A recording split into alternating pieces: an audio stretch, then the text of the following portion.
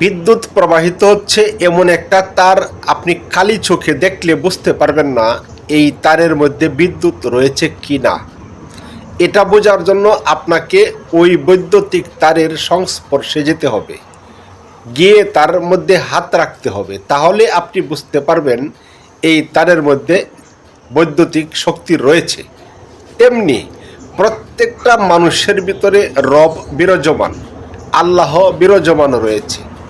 আল্লাহ কিভাবে আপনার মধ্যে বিরাজমান এটা আপনি খালি চোখে বুঝতে পারবেন না, সাধারণ মানুষের পক্ষে এটা বোঝা সম্ভব না। এটা আপনি তখনই বুঝতে পারবেন যখন আপনি কোনো আল্লাহওয়ালা ব্যক্তির সংস্পর্শে যাবেন, তার হাতে হাত রাখবেন, তখনই আপনি অনুধাবন করতে পারবেন রব কী রূপে, কিভাবে আপনার মধ্যে বিরাজমান রয়েছে।